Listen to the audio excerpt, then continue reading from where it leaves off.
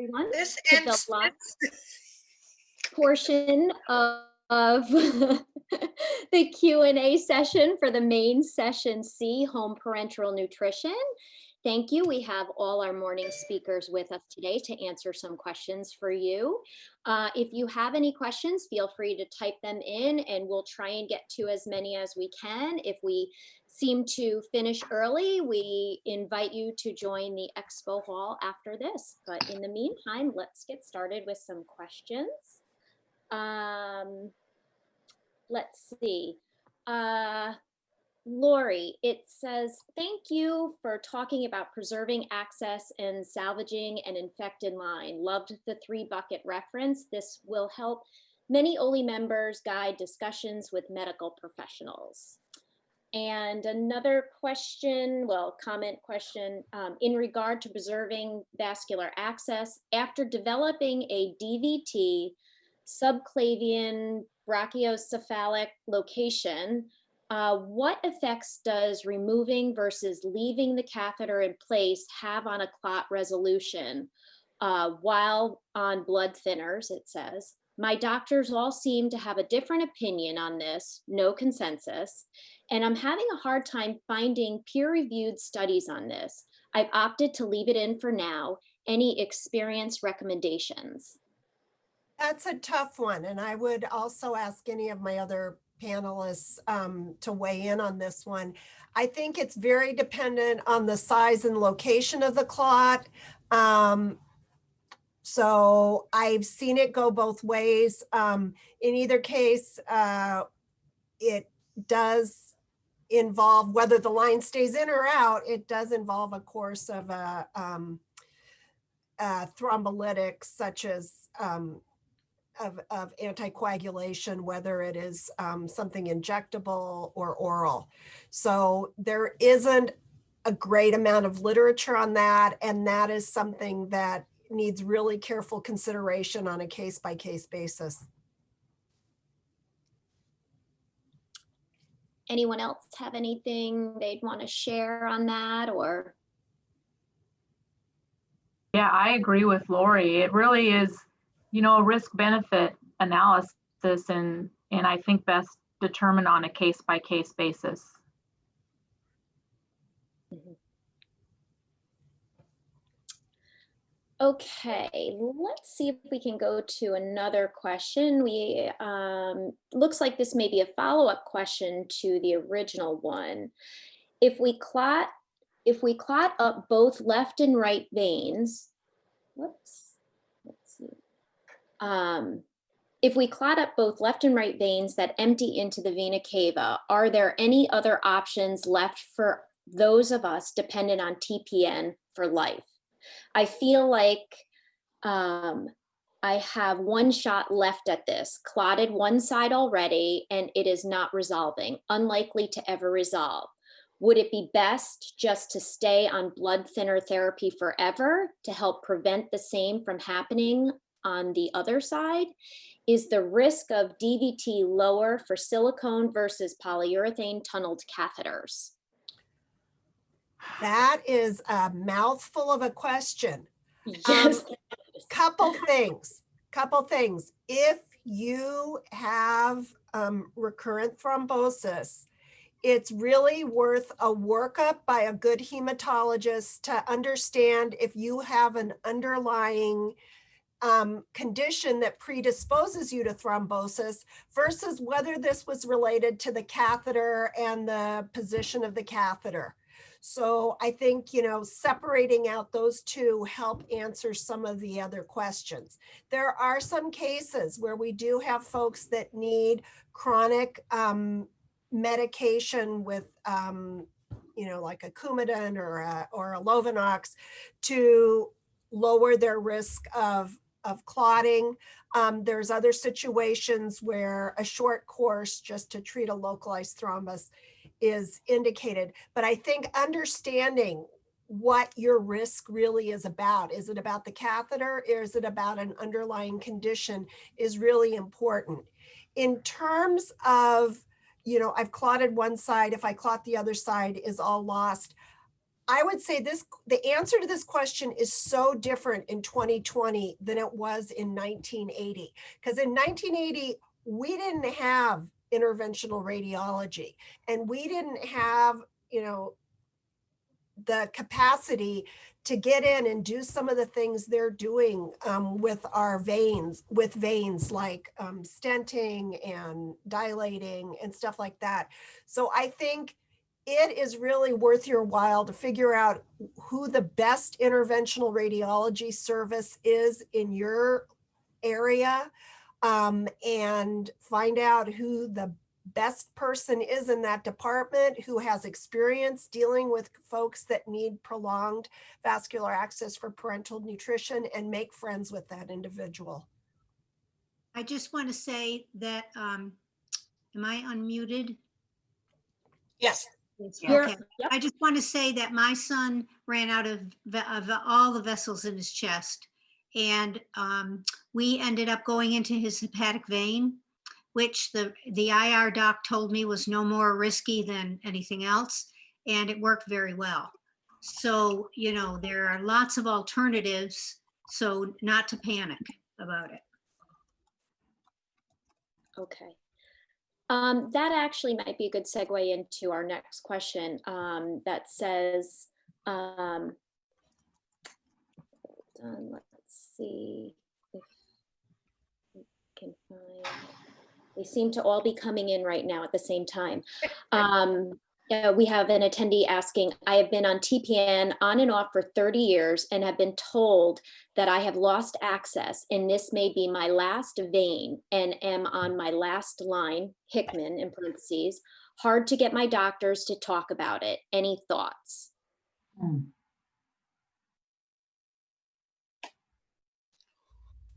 I think in a situation like that, I would make sure, that you're at a center of experience. Right. That has access to, great imaging. Hopefully you've had a really good contrast study of your vasculature. Ultrasound sometimes doesn't tell us the story we need to know in situations like this.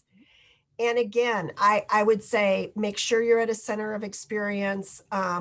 Make sure if you need a second opinion, get a second opinion.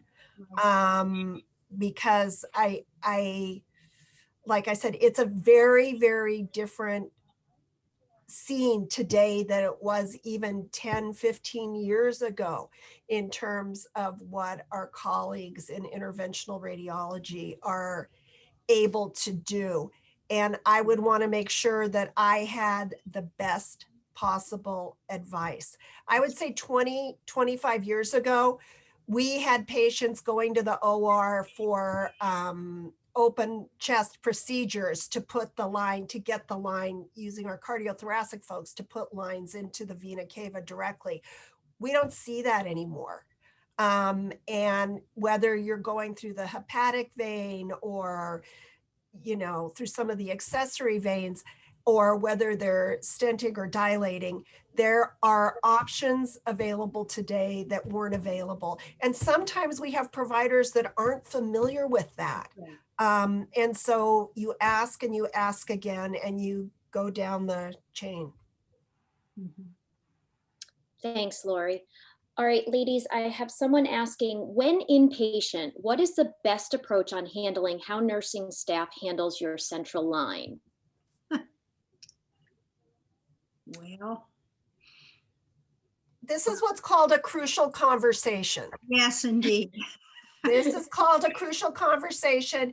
It is not always easy. It is not always fun.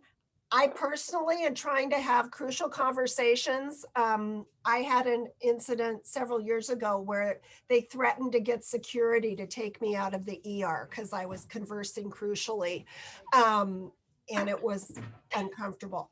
I think, one of the things, this is another one where you go up the chain of command if you have to, but, to really request hand hygiene before individuals are handling your line, to request that they scrub the hub, to request to point out when things are contaminated. I've done this for friends and family members, and I experienced the pushback. Oh, yeah. I experienced the pushback. And sometimes it's a matter of offering to do it yourself. Yeah. And I have even gone so far as to say, this, caregiver has been caring for their family member on TPN for the last 5 years, 10 years, 20 years, and if you want to get really down and say, how long have you been a nurse? I've got as much experience, if not more. And maybe let's work together and maybe I can show you some of the things I know. It's not easy. No, I've had to do that many times, not only as a professional, as a nurse, but also as a parent and a friend. It is difficult, but you need to remind them, this is my lifeline. This line is extremely important, and I can't risk having you ruin my line.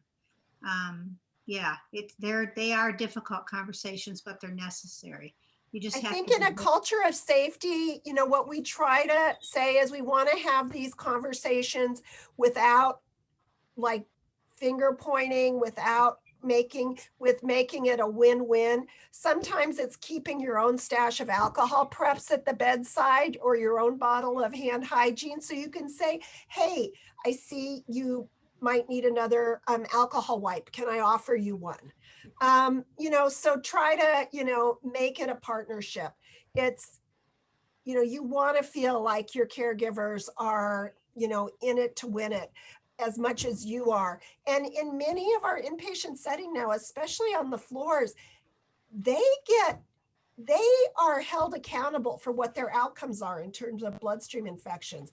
They know how they're doing, and they don't want to see that happen on their watch. It's a little harder in areas where they don't have outcomes reported, such as ERs or interventional areas.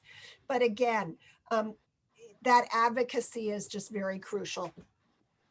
I want to inject one point is the Oley Foundation has a Save My Line poster, and that's meant to prompt good line care, maintaining sterile to sterile pathways. And that is free. Just let us know if you'd like a copy of that. It helps start the discussion early on when you're admitted. It's also good to have someone there bedside to advocate for your line should you not be able to do so. Say for a couple of days after surgery. It's always been helpful. Train and retrain your spouse, your family member, so that they can be there. Okay, we have another question. Single versus double lumen. Why do some medical facilities require one lumen to be reserved for only TPN? So that is a kind of chronic issue in the literature.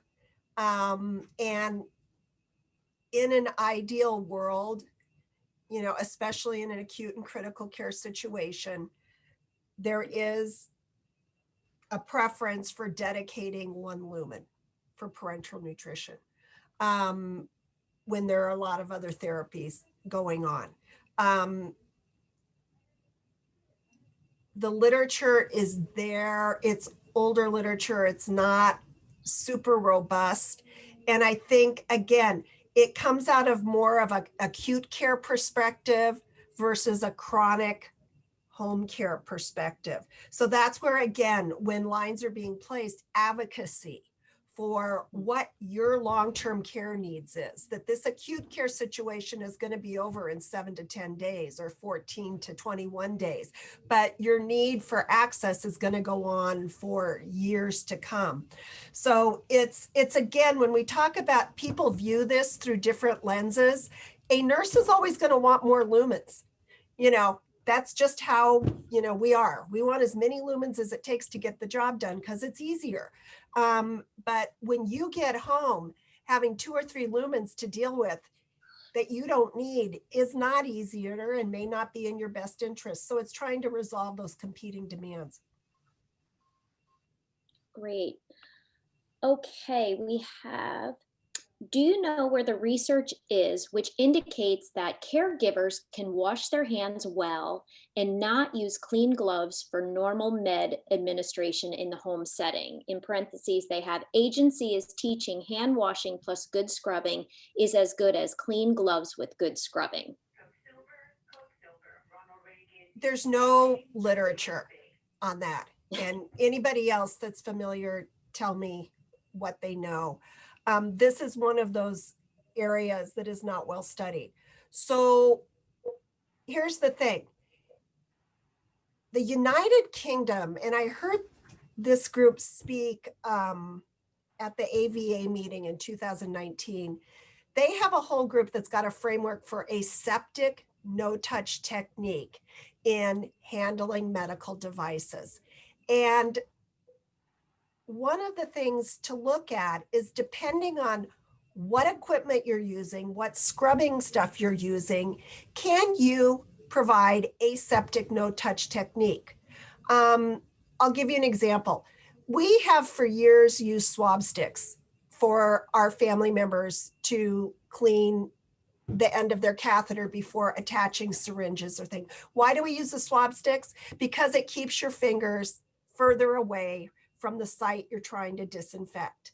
You know, if you're using an alcohol prep, you have to have exquisite technique to ensure that you do not cross-contaminate.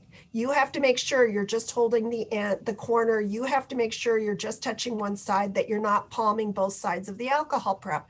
So there is no literature, but there is, I have, you know, I mean, this would be interesting, all of us that work in a home infusion with a home care population, to say, what are you doing? How are you doing it with, and what are your outcomes? And I think it all gets back to this aseptic no-touch technique framework of care. Joan, I think you had a question on ethanol, correct? Well, yeah, I was just wondering, with ethanol in short supply or unavailable, what are the recommendations moving forward? We have patients who have suffered infection after infection after infection, shifted to the ethanol lock therapy, and they've been home free, infection free for over 2 years. And now they're starting to squirm because it's unavailable, or it's going to be unavailable, and they're very, very insecure. Thoughts? Well, I think that's a really difficult situation, and we don't have good guidelines for how to deal with that, unfortunately. I will tell you that oftentimes we're just switching to a heparin lock in that setting when ethanol is not available. We're trying to ration, if we can ration ethanol to a certain degree. We've also we do have some patients receiving an antibiotic lock as an alternative, but that's not without risk as well. There are issues, you know, you may be promoting resistant organisms when you do, you know, this low dose antibiotic for long term. So we really don't have a good answer on, at least with my experience, and I'd love to hear other people's experience, but it's a difficult situation, and I think cause for concern. It is, yes. I think right now we are being very zealous in terms of trying to connect with the insurance companies. I mean, this has really only been for a couple of months now, you know, where there's been one brand, and that's it, of the ethanol lock product. That's been since like February, March. So it hasn't been that long. And companies still may have a stash of the older generic versions of the dehydrated alcohol hanging around, probably not much at this point. So what we're trying to do is go through every single patient one by one, contact their insurance company, explain the situation, hope that they understand the benefit outweighs the cost of it, because certainly the cost of a line infection is so much more than whatever the cost of that daily rate for the alcohol is. And with those types of methods, and again, working with NHIA, this is more longer term, and ASPEN and Oley, and trying to lobby either that company to lower their price or intervene with, I think there's some law with, you know, price gouging and so forth, trying to look at all avenues, because most of the organizations that are involved with this know that this is an issue, but it's a fairly newer issue because of the pricing. So it's not even that there's a shortage at this point, it's that the cost is so high. And I have seen some physicians, you know, if they were doing daily, then they're doing 3 times a week or 2 times a week, or they're cutting the percentage of the alcohol. There's not an equal substitute, unfortunately. And what we fear, you know, which is what we fear in all of the drug shortage situations, is that people take matters into their own hands and they start doing literature searches and saying, well, can't we use this? Can't we use this that they use for hemodialysis catheters? How about we use that? And then it becomes more of a danger to patients if people are starting to just create things that are not necessarily, they're definitely not equal to an ethanol lock. So that's our concern right now. But being an advocate for yourself, calling your insurance company, many times your insurance provider may listen to you as a consumer more than they will listen to us. And if you explain that that's your lifeline and so forth, then your company should help you with the type of conversation that you can have with the insurance company. And I think as long as you break even or you get some of it covered. We had one plan recently that the reimbursement was $2.60. And the 5 ml vial is $800. So that's not reasonable. Obviously, it's probably left over from 2 decades ago when, you know, like ethyl alcohol was that cheap. So lots of different things, but there's no easy answer at this moment. I think this is a really good opportunity for consumers to really advocate for some changes. This one particular, the only FDA approved alcohol product we have at this time was approved in 2018. And since that time, the other manufacturers were told to discontinue distribution. And so they've done so. And what's been available has been what was left in the supply chain. Yeah. The company that has the FDA approved alcohol, which is approved not for catheter locks, but it's approved for a cardiac procedure that is very, very rarely done. And it's only intended for patients who can't have that procedure done other ways. So it did receive, you know, and Penny may have mentioned this in her presentation, that it's an orphan drug. The price of the product is just outrageous. I think that's the only way to state it. And the FDA cannot tell the company to adjust their price. That's the way it is right now. But I think this is a good time for consumers to perhaps bring this to the attention of the lay press, to your congressman. You know, maybe there's a chance to, I don't know if it will change law, but if you bring this to the attention of the lay press, that you have this catheter, it's precious to you, it's your lifeline, and you can't get what you need to preserve that lifeline because it's so expensive. And where there is literature showing that during past shortages of the ethanol, that there was an increase in the number of infections, there was a number of increase of hospital admissions, and even in the pediatric population, increase stays in the intensive care unit. So it's not without cost if you get an infection. So if somebody has the opportunity to share this with someone, you know, in the lay press, this is certainly a sensational story of how you're being deprived of something that is precious for your lifeline. That's a great idea. Thank you, ladies. I have a few more questions coming in for Vanessa. Are you seeing more vitamin D deficiency in HPN consumers since the pandemic started? Interesting question.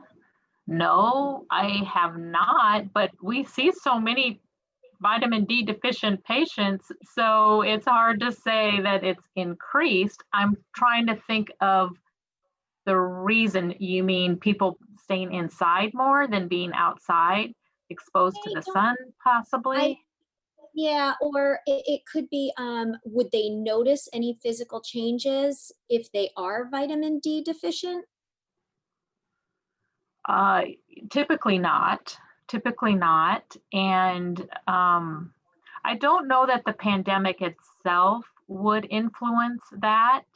I mean, really the key to vitamin D deficiency is the sun, exposure to the sun. That is, it's not even the malabsorption as the cause. It really is sun exposure. So if people are isolated more in their home, then yes, you would consider that an increased risk.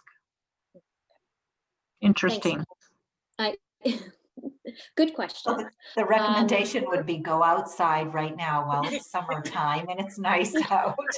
There you go. We'll trapped at home again in a couple of months. That's what I was thinking. Organize the walk and park for Oley. Go sit outside. Penny, we have one for you. If someone has a story to share about drug shortage that has affected their care, who would they notify? Oley, FASPEN, their congressman? What are your thoughts on that? My first thought immediately is that it could be funneled to FASPEN or Oley, and NHIA, the National Home Infusion Association, has been very, very vocal, very active in terms of drug shortages. I know FASPEN has as well. I think it's a collaboration. So, reach out to any one representative, any of us, and we can funnel that information to the right place. I know that FASPEN has been working diligently. Bev has played a primary role within FASPEN for the last decade or so with drug shortages. And there are many times on public policy where we're saying we want to hear the stories of how this has affected people. You'll often hear a lobbyist, a senator, whatever, they're not going to listen to a company or a doctor as much as they will listen to the consumer, the patient, the family member, and how it's impacting them. So I would say, Joan, I don't know what you think, funnel it through one of us, through the Oley website, and we can get that information and that story to where we think it needs to go to have the most impact. That's perfect. If emailing me, I copy everyone in and we'll take it from there. But those stories, that patient voice is much more powerful than anyone could ever imagine.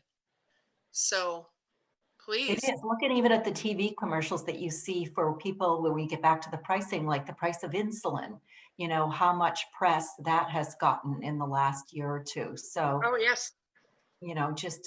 It makes a big difference, describing the impact of how this is affecting people. And that's really what the legislators want to hear. And that's what makes things change faster. Right. And I have that connection to the FDA.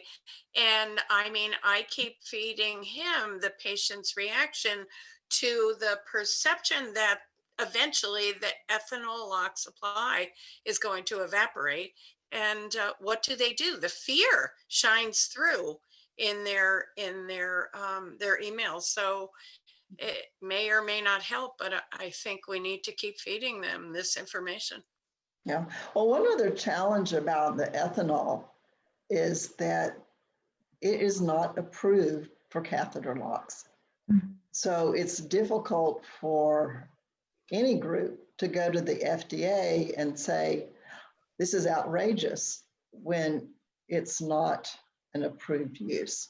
Mm-hmm. It's just a little quirky situation. Mm-hmm. Yeah. Are there any commercially available products used in Europe or Canada that you pharmacist folks are aware of that have potential for future use for this kind of purpose? Yeah.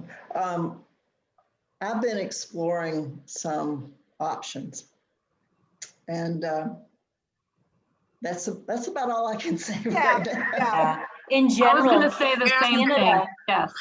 Canada has a pre-filled ethanol lock, and they have for years. And I remember going to Aspen 20 years ago, and I would always go to that booth and ask those guys, hey, when is this coming here? And their perspective was, it will be near to impossible to ever get this through the FDA in the United States. That's what their perspective was greater than 10 years ago. Perhaps things have changed, but Canada has had an approved product for ethanol for at least 10 years. This really isn't the form. Penny, you and I'll tag it later. I don't think that product's available anymore. Oh, okay. I've tried to, if someone else knows about it, I've tried to find it and I can't, but I'll tag it with you offline. Okay. I know the company was out in New Jersey. We could probably squeeze in one more quick question because we do have a lot of them coming in. We're not going to get to all of them. Why don't we do one more question and then we'll probably have to wrap up after that. So I have one that says, any suggestions on minimizing airborne contamination of the hub during 10-second dry time? I sometimes feel like it's riskier to leave it open to the air, especially as we are thinking more about all the dust and other particles that can hang out in the air for periods of time. They put like coronavirus. So I end up rushing the drying to reconnect.